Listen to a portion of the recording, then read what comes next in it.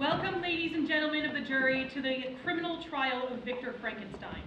The defendant is formally charged today with 1 count of child abandonment and at least 1 count of involuntary manslaughter. Jury, today you will hear cases presented by the prosecution against Victor and by Victor's defense team. We will begin with opening remarks from the prosecution and then the defense, followed by a direct examination and cross-examination of each side's witnesses. Finally, we will hear closing remarks, again from the prosecution, followed by the defense. Your job in these proceedings is to determine if Victor is guilty of either or both charges. The burden of proof is that of beyond a reasonable doubt, meaning that there is a very high probability that each element of the charges before you has been established. In order for the defendant to be found guilty of either charge, there must be unanimous agreement from each member of the jury. If there is not unanimous agreement, then the verdict for a given charge must be not guilty. You will be asked to deliberate at the end of today's proceedings and deliver a final verdict from your lead juror, Dr. Jackie Frost, for each charge when called upon. Jury, please disregard all prior knowledge of the defendant or any character witnesses or any prior knowledge of Mary Shelley's Frankenstein or related movies or popular culture references in relation to the case laid out before you. We will now begin. I welcome prosecuting attorney Olivia Walker to deliver opening remarks. Ladies and gentlemen of the jury, my name is Olivia Walker and I represent the prosecution in the case against Victor Frankenstein. The being is under the age of 18, therefore making the being a child. Even though that Victor Frankenstein, the defendant, is not biologically the being's father, the being has no father because it is created out of many people's limbs who have been past deceased. Therefore, even though there is no biological father of the being, the defendant is the one who created the being, therefore making it the being the child of Victor Frankenstein because Victor Frankenstein made the being, which is in a similar process as a mother creates a child. I welcome prosecuting attorney Kinsley Miller to deliver opening remarks. Hi, ladies of the jury. My name is Kinsley Miller, and I represent the prosecution side in this case against Victor Frankenstein.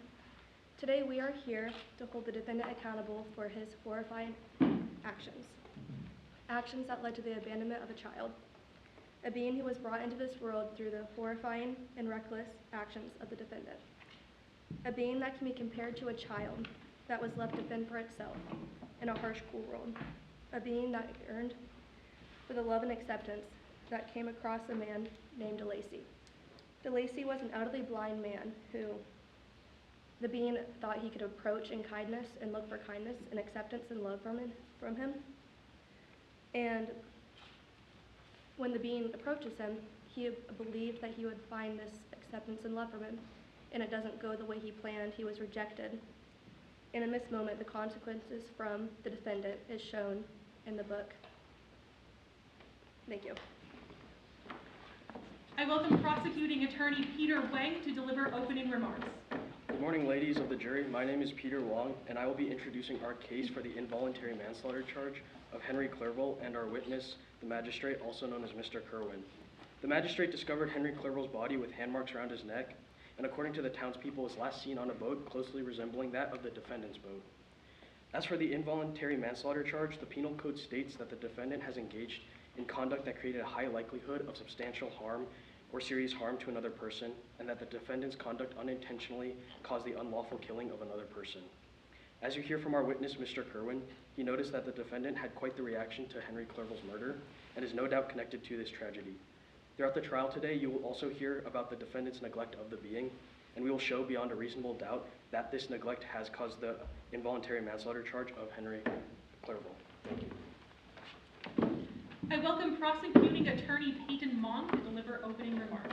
Ladies of the jury, my name is Peyton Mong, and I am speaking on behalf of the prosecution, focusing on the murder of Elizabeth Lavenza. As my colleague Peter outlined, the defendant is charged with involuntary manslaughter. While he did not directly take the life of Elizabeth, it was his reckless and negligent actions that led to her tragic death. Elizabeth, an innocent woman who had no part in the defendant's scientific ambitions, fell victim to his neglect. On the night of their wedding, the defendant left her vulnerable, knowing that the being posed a severe threat to her life. He failed to warn her and abandoned her in the moment that she needed his protection the most. This was no accident. This was the result of the defendant's disregard for those closest to him. You will hear from our witness, Chastain, who will testify to the defendant's increasingly strange, unpredictable, and careless behavior leading up to these tragedies. The defendant ignored the warnings and let his erratic behavior escalate, which led to more deaths. This pattern of escalating carelessness and neglect is at the heart of this case and explains why the defendant must be held accountable for the death of Elizabeth and his dear friend Henry. Thank you. I welcome Attorney Chen Feng Dao to deliver final opening remarks for the prosecution. Hello, ladies and gentlemen of the jury. I'm going to do a little conclusion. And the defendant is charged with the abandonment of his responsibilities as a father and charged with the involuntary manslaughter of two innocent victims, which is Henry and Elizabeth. And after you have heard all the evidence, we are sure that you will return a verdict of guilty. And ladies and gentlemen, this case is about a man who, driven by his own ambitions and fears, failed to protect those people he should have cared for, and he refused to face the consequences of his actions, which lead to the death of two innocent people. You may heard that the defense may argue that the creature was not born from the defendant, but will prove that the creature is actually his child, so he is guilty of abandonment. And also you may hear them argue that the defendant was not involved in the manslaughter directly, but we will prove that it's his obsession with his creations and his refusal to face the creature led to the tragedy. He had a chance and knowledge to prevent it, but he just chose to avoid his responsibility. And finally, we hope that you will find the defendant guilty as charged. I welcome Defense Attorney Virwaj Dalwali to deliver opening remarks. Hello, ladies of the jury. Victor Frankenstein had no legal guardianship or parental responsibility over the creature. Genetically, he is not the father, and under both Swiss and German law, there is no legal basis for assigning him parental duties. In Ingolstadt, where Victor created the creature, any child born to a foreign national would require a formal appointment of legal guardian by the German government. No such appointment was made, meaning Victor was never recognized as the creature's legal guardian. Therefore, the charge of child abandonment under the Ingolstadt Penal Code is completely unfounded. Without a legally established guardian-child relationship, Victor cannot be held liable for abandoning the creature.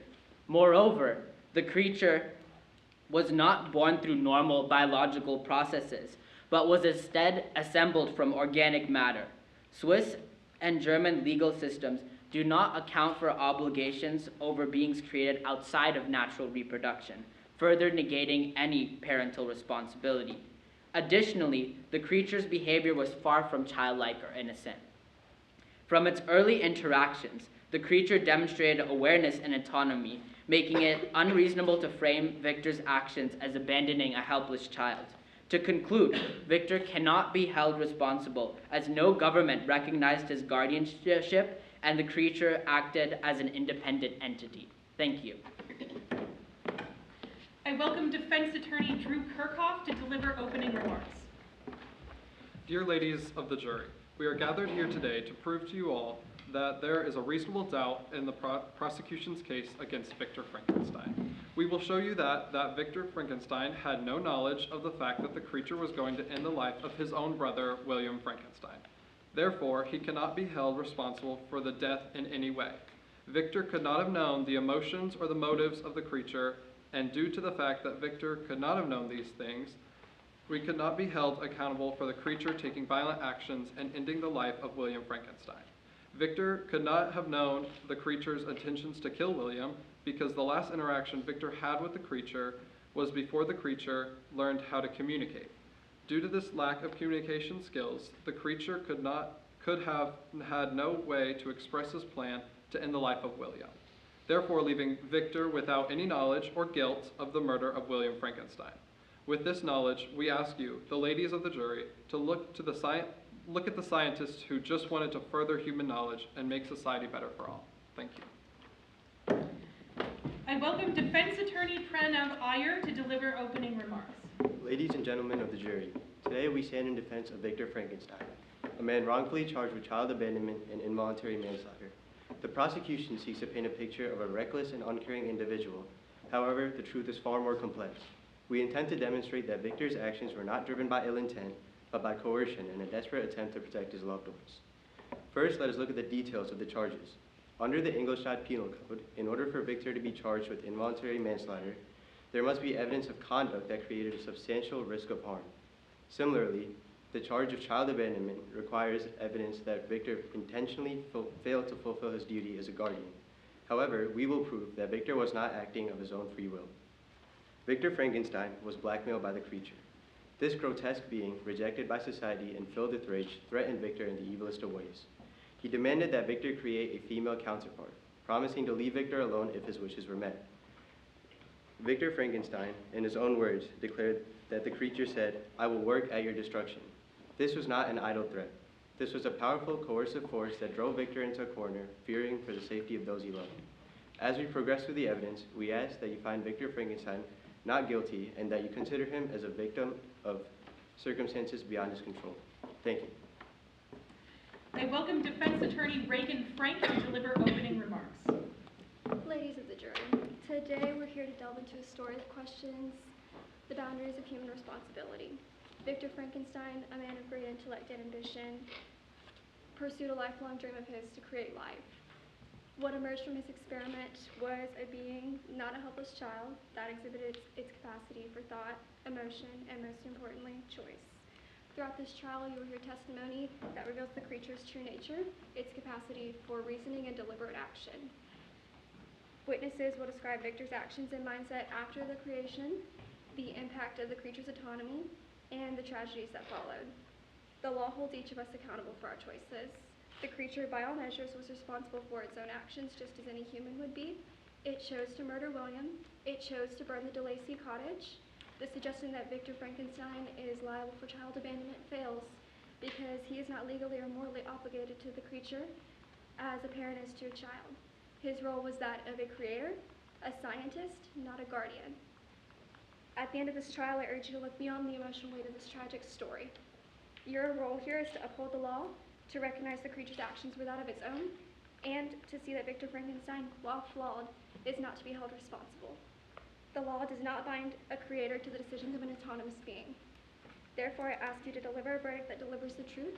Find Victor Frankenstein not guilty. I welcome defense attorney Allie Hopkins to deliver final opening remarks for the defense.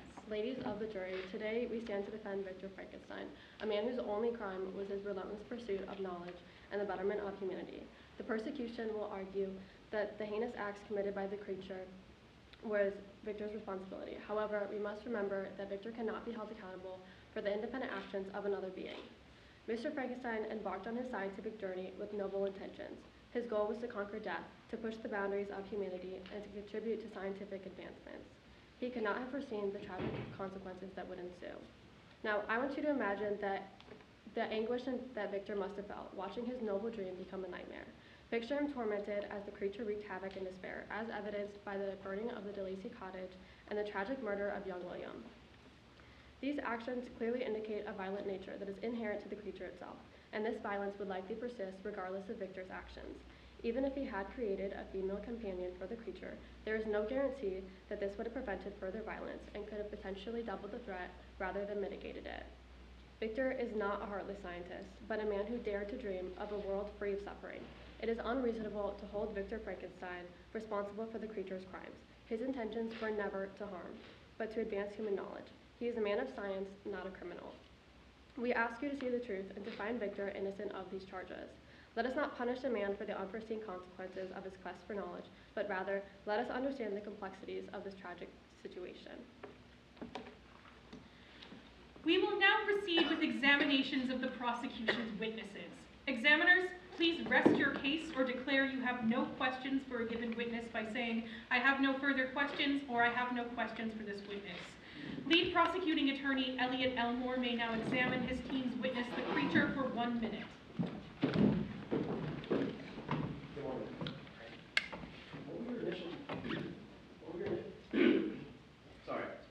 What were your initial waking moments like? I wake up in a cold, dark lab.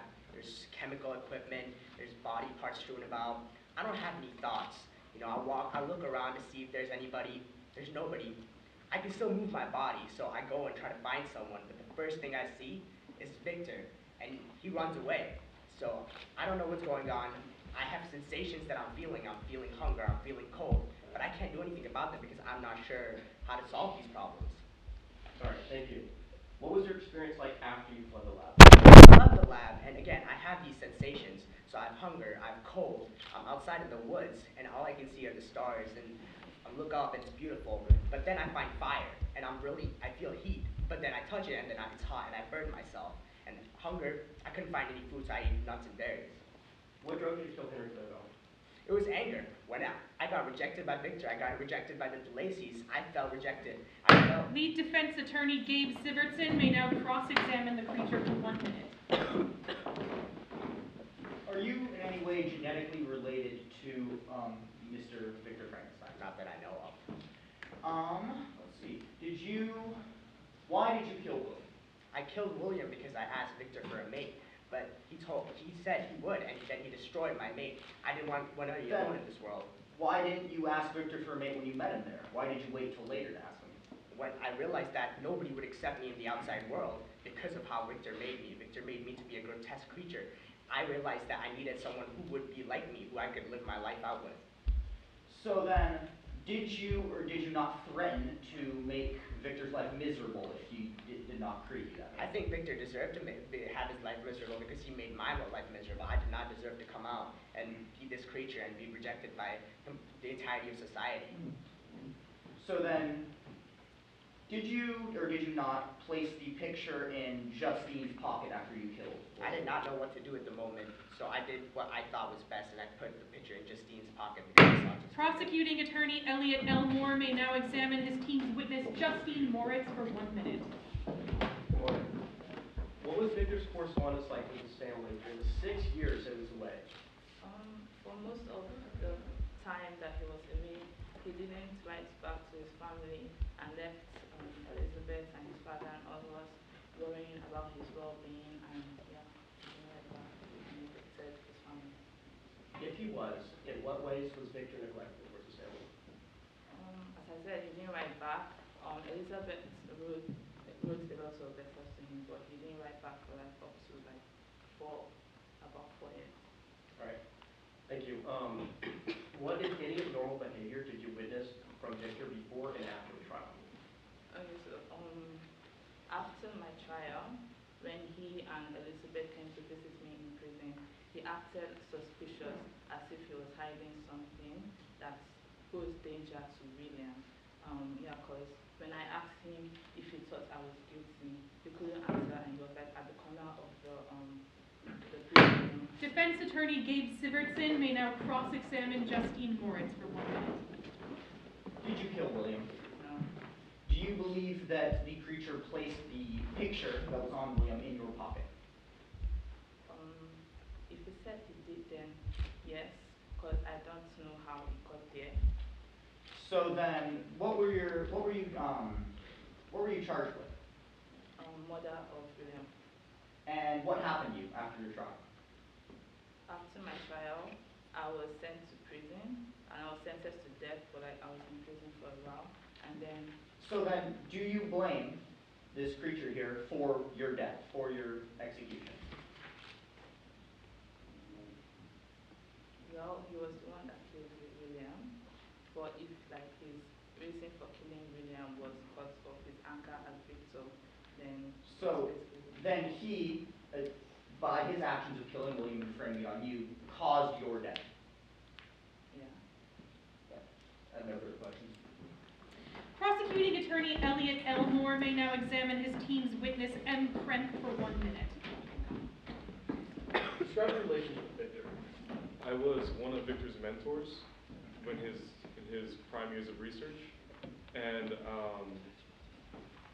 while I also did look into his research a little bit, and I saw what he was doing, and I did see that his goals were very lofty, and that he did focus a lot on old research rather than new modern research. All right, thank you. What was your initial impression of Victor? As I said before, my initial impression of Victor was through his research, and when I saw that he was a very dedicated person to his ideas and his research, and he would not let go of his goals, and even though I warned him of the many difficulties that would come with it. Okay, thank you so much. I don't have any other questions. Prosecuting attorney or defense attorney Gabe Sivertson may now cross-examine. Do you believe that your student, Mr. Victor Frankenstein, is an evil man? I do believe that Victor Frankenstein had many issues, but I do not personally believe that everyone is like this. So then would you say that he was a smart, good student? I do believe that his goals did cause him many troubles, and I do believe that he could improve. So then, do you believe that Mr. Victor Frankenstein would have created this monster for the purpose of doing good or evil? I believe that he had many warnings. I cannot speak personally for Victor Frankenstein, but I do believe that he had many warnings about what his research could lead up to, and he did not do this without an idea of the harm that could cause. All right, I have no further questions. Prosecuting attorney Elliot Elmore may now examine his team's witness, DeLacy, for 1 minute. What was your interaction with the preacher like? Well, as we started talking, I kind of got a sense that he longed for human connection and attention. And near the end of our interaction, I sort of realized why. And it was kind of because he's really young mentally. So when my family was approaching the cottage, he kind of started to throw a tantrum, throw a fit, and he was begging me to do something, to which I didn't know how to respond to it. But looking back on it, I kind of really do wish that I was able to help him. Of course, of course. Describe the conditions of the hovel that the creature ended up in, please. I don't even know where to start. It's the walls, I don't even know if they constitute as walls. The roof is literally hanging on by a thread. And the interior is probably even much worse. I'm honestly surprised that the creature was able to survive that thing as long as he did. All right. One more question. Can you describe your ailments that you have? Oh, I'm also blind. And from that, I think Defense attorney Gabe Sivertson may now cross-examine DeLacy for 1 minute. Before the monster's introduction to you, did you know of his stalking of your family? I did not know he was in the cottage. So then, do you know what happened to your cottage after you left? I do not. Me and my family were long gone. So then, do you think that this creature who burned your cottage after you left, do you believe that he would have done this out of anger? I believe that one of the only things that could drive someone to do that is anger. However, so then, if he was angry and he chose to do that, do you believe that that was his choice to burn your cottage out of anger, or do you think he could have just left? There's nothing keeping him there. I think because he was there for so long, he grew attached to our cottage, and he grew attached to us. So with us leaving, and that combination with what he had with Victor, everything combined, it drove him to do something. So then, if he was so attached to this cottage, how much of an evil being do you think it would take, say, for you? How angry or how evil would you have to be to burn your own cottage, as he likely viewed it as his own? I don't know if he viewed it as his own. Prosecuting attorney Elliot Elmore may now examine his team's final witness, the magistrate, Mr. Kerwin, for 1 minute. What was the defendant's reaction to the dead body of Henry Clerval? So I'd say he had like a mix of emotions when he saw the dead body. First of all, he was extremely shocked, and I'd say he was agitated to a certain extent, but it felt like it wasn't just remorse or grief of losing your loved one. It was also guilt to a certain extent, and grieving for someone you lose is very normal, but being guilty about it for so long doesn't seem very normal. All right, thank you. What was Victor like when he was in prison? So when he was in prison, he was in a bad shape, I'd say, because as I said, I thought he felt guilty for the death, and he wasn't doing well. He had mental distress, and which led to him having fevers and stuff, which is why I'd say overall he was in a pretty bad state in prison. And what was Victor like when his dad picked him up? When his dad picked him up, I'd say to a certain extent. Defense attorney Gabe Sivertson may now cross-examine the magistrate, Mr. Kerwin, for 1 minute. Who do you think killed Mr. Clerval? It doesn't matter what I think, I go based of evidence, and according to circumstantial evidence, in my eyes, I think Victor did it because of the way he's been acting, and as I said, being sorrowful for someone you lose is okay, but if you're guilty about it, that raises suspicion. So then you don't believe that Mr. Victor killed Mr. Clerval? No, I said I do because of circumstantial evidence, and secondly, he was in close proximity of the murder site when it happened, and he was with him. However, did the villagers not test that he was in the Orkneys when Henry Clerval's body was found? How could he have gotten all the way to Ireland to kill him without anybody noticing? Yeah, I mean, he was ruled not guilty because of the lack of evidence, but I'm talking solely based off his behavior because I spent some time with him.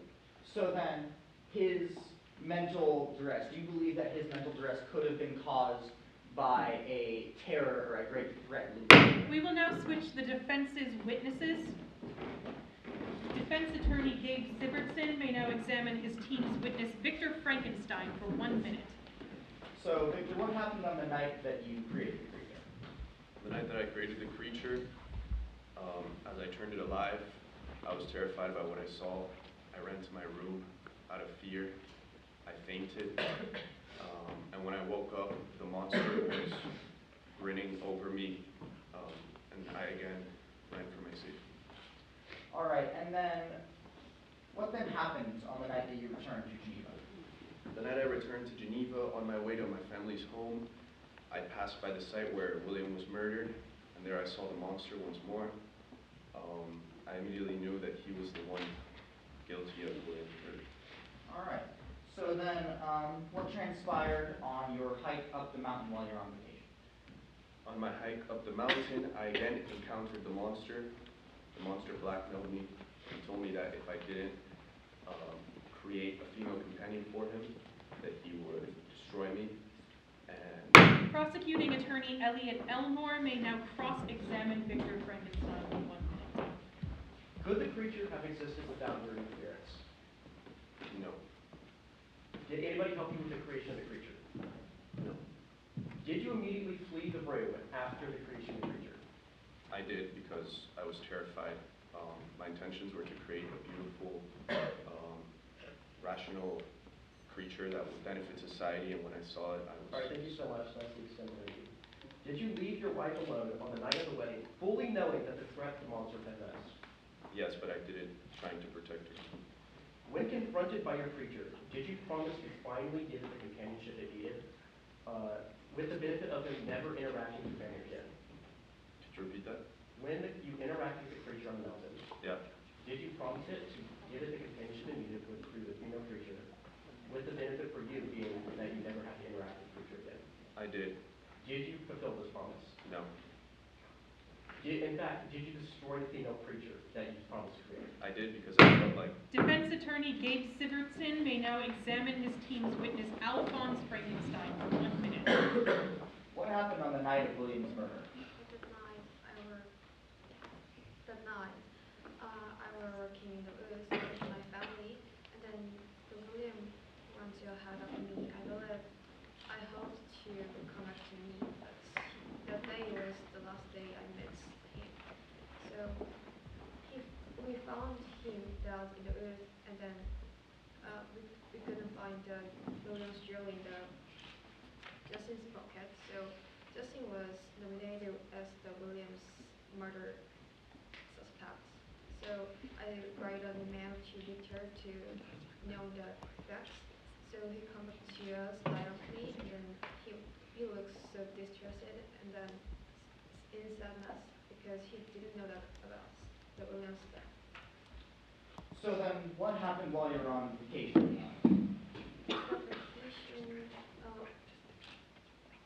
I want he realized. Prosecuting attorney Elliot Elmore may now cross-examine Alphonse Frankenstein. Did Victor ever contact you in the 6 years that he was away? Oh no. Thank you. Would you say that Victor had a good childhood? The Victor was a kind and gentle person, and then he had a lot of patience about the science, but I don't know what's the detail about those subjects. All right, thank you. Did Victor ever elaborate on why he thought Justin was innocent?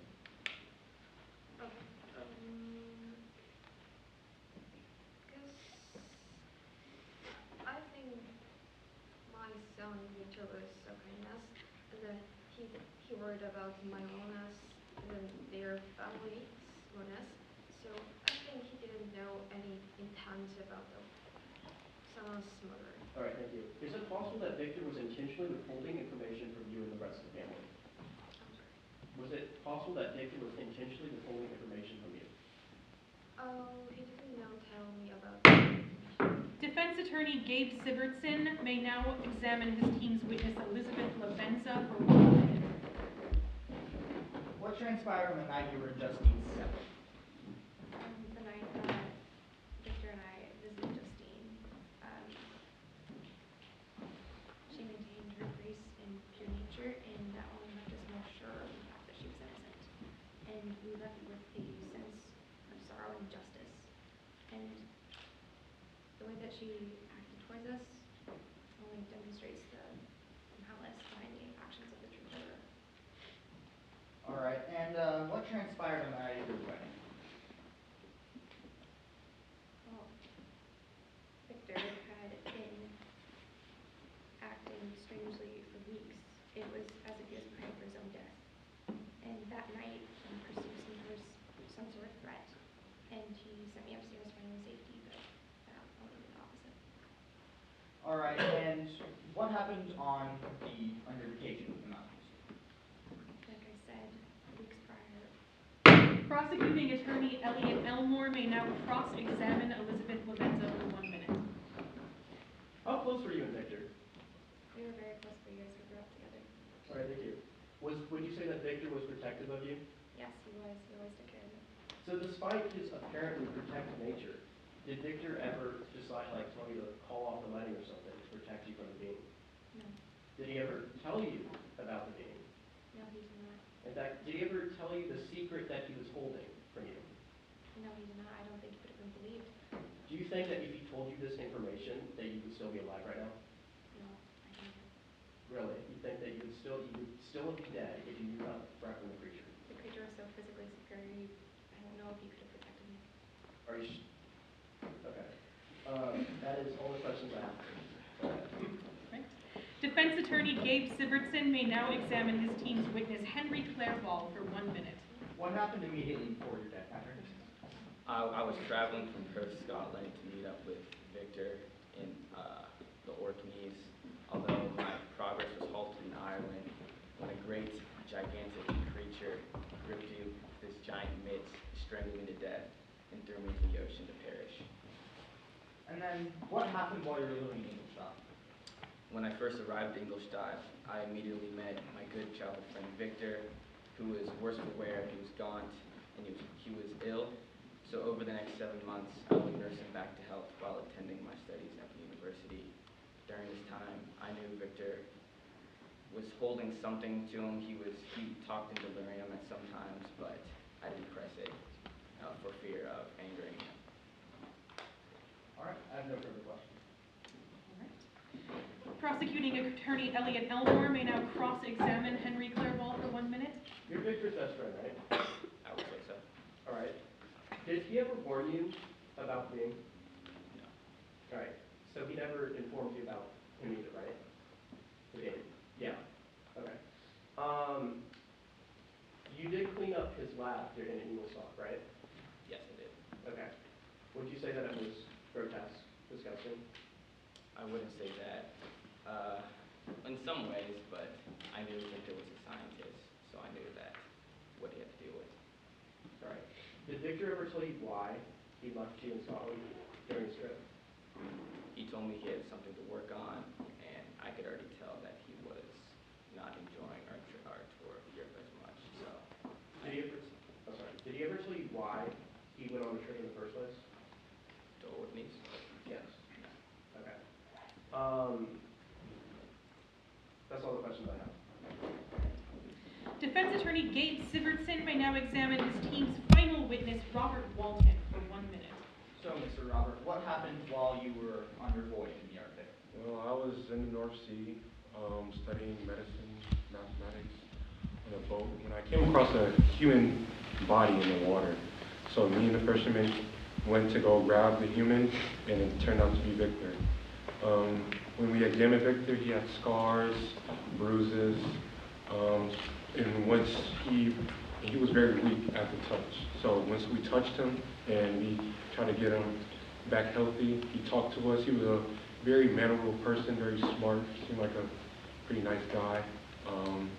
And he told us about how he was being blackmailed by this creature that killed all his family, and it was very scary things that he was telling me about his life before he came up when we saw him in the waters. All right, and then what happened when his creature showed up? Prosecuting attorney Elliot Elmore may now cross-examine Robert Walton for 1 minute. Did Victor ever edit the letters that you were sending your sister? Yeah. Would you say that he was doing that to make himself look better?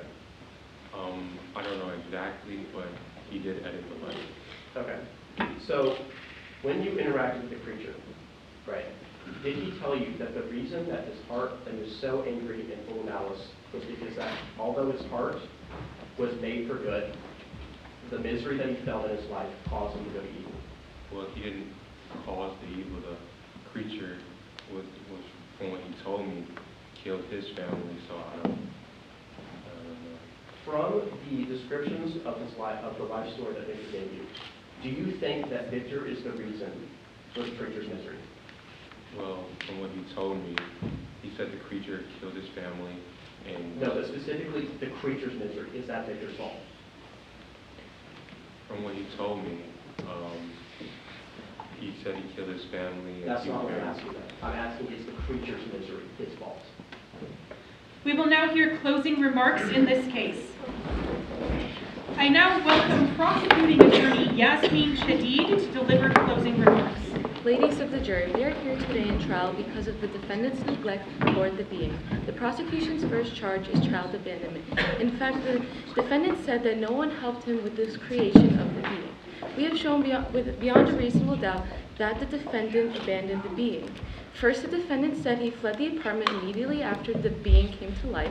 Then the defendant directly failed to claim a relationship with the being during Chastain's trial, which meets Section B, Part 1 of this charge. Then during trial today, you heard Mr. DeLacy describe the horrific conditions of the hovel which the being resided in because the defendant failed to give him a shelter and safe haven to return to, which meets Section B, Part 2 of this charge. With this, we have met our burden of proof for child abandonment. I now welcome prosecuting attorney Sophia Galati to deliver closing remarks. Good morning, ladies of the jury. The prosecution's second charge is involuntary manslaughter. We have shown beyond reasonable doubt that the defendant engaged in conduct of high likelihood of substantial and serious harm to his wife, Elizabeth. The defendant admitted to having neglected his wife on their wedding night, as well as not telling her about the being's existence when he had promised to do so after they had gotten married, which meets Charge 2, Part A of this trial. We have proven with moral certainty that the defendant's conduct unintentionally caused an unlawful killing of Elizabeth. The defendant did not tell her of the danger that the being was going to put her in, and she was not able to properly protect herself because of this. He also had left her alone on her wedding night, which led her to be killed because she couldn't prepare and protect herself from the being, which meets charge 2, part B of this trial. With this, we have met our burden of proof for the involuntary manslaughter of Elizabeth, the defendant's poor, innocent wife. I welcome attorney Ridge Blankenship to deliver closing remarks. Ladies of the jury, we have seen in this trial that the reason the monster, the being, if you would, went on a killing spree was solely because of the resentment it held for Victor. And while Henry was traveling with Victor for a good 7 months and traveled with him during a trip, he was left in the dark about the being's entire existence and its intentions, therefore fulfilling both charges of the involuntary manslaughter and through the logic that Victor created a scenario in which harm could be caused to another person and refused to tell that victim about it. Thank you. I welcome prosecuting attorney Rachel Eng to deliver final closing remarks for the prosecution. Good afternoon, ladies of the jury. The defense will try to focus on William's murder.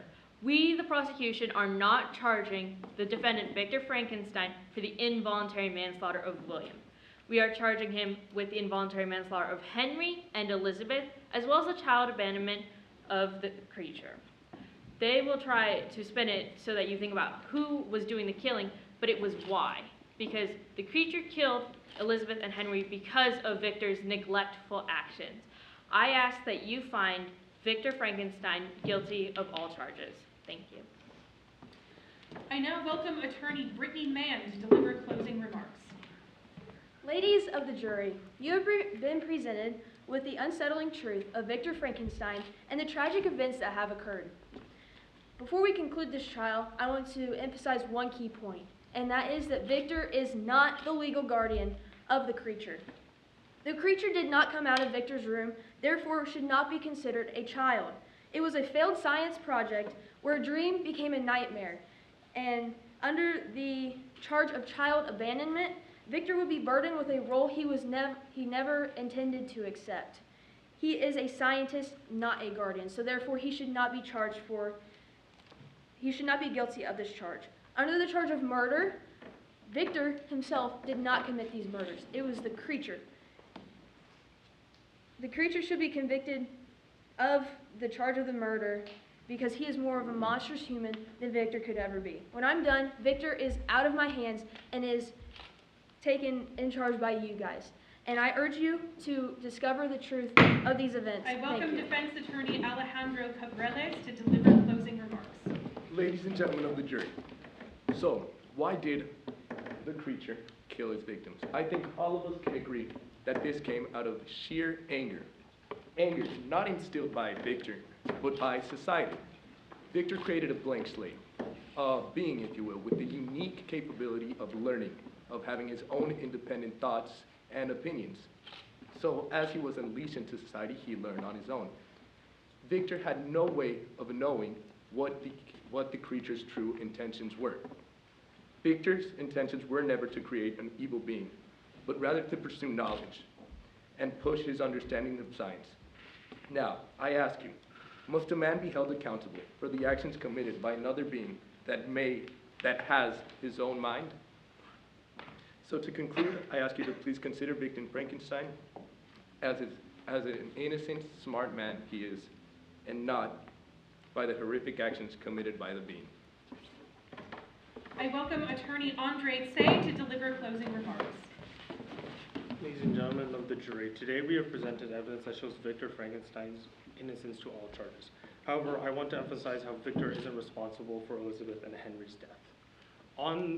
In the laboratory in Ingolstadt, in Germany, where the creature threatens to harm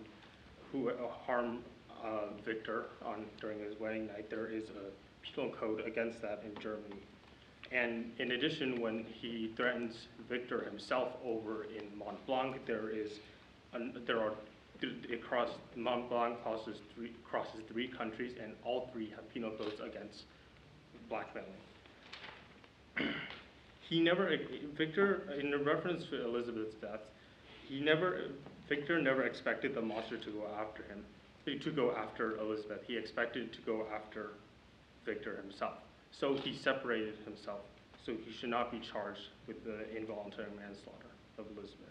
I welcome attorney Caden Borntrager to deliver final closing remarks. Ladies of the jury, we've seen throughout this trial that we can clearly tell that the horrendous actions of the monster are completely separate from those of Victor Frankenstein.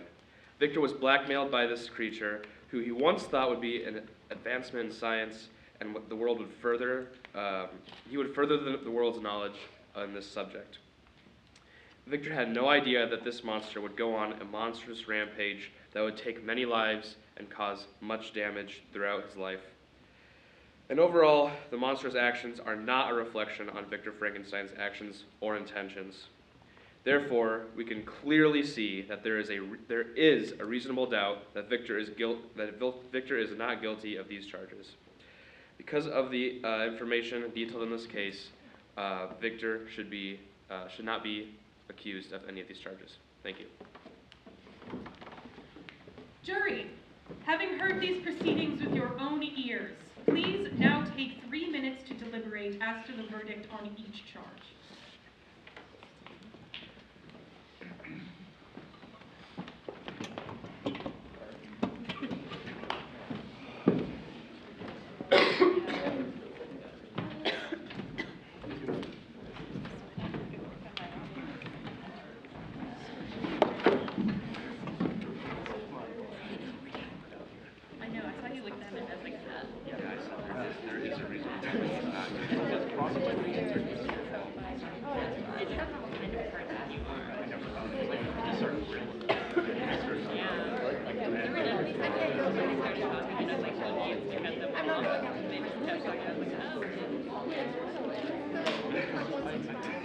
It was also good when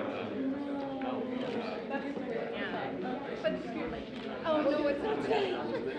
yeah. But are you in that class?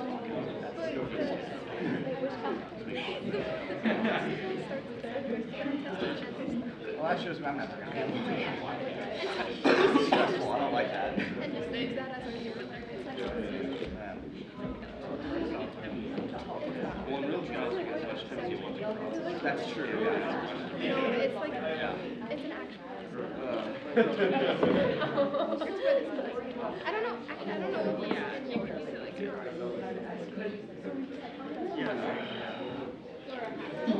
Yeah, so you have to do the rest of it. You said you had to eat yeah, same. Yeah, last time did not know.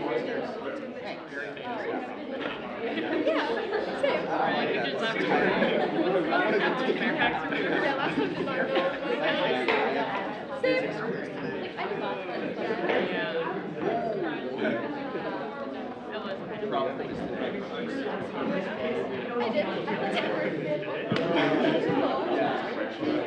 Couldn't you give this break just a moment to the first day?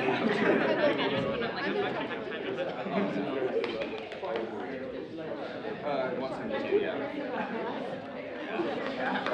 But I have to.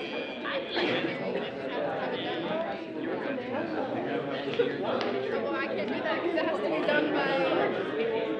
But it has to be done I signed up for it.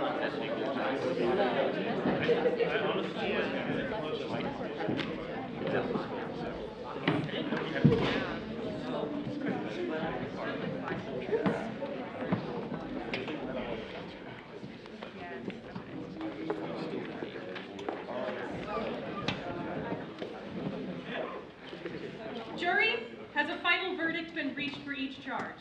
Yes, Your Honor. All rise for the reading of the verdict. Lead juror Dr. Jackie Frost, for the charge of child abandonment, how do you find the defendant?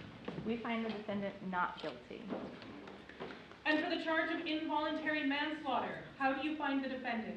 We find the defendant guilty. So concludes these proceedings. The defendant is remanded to the Ingolstadt Penitentiary to await sentencing. This court is adjourned.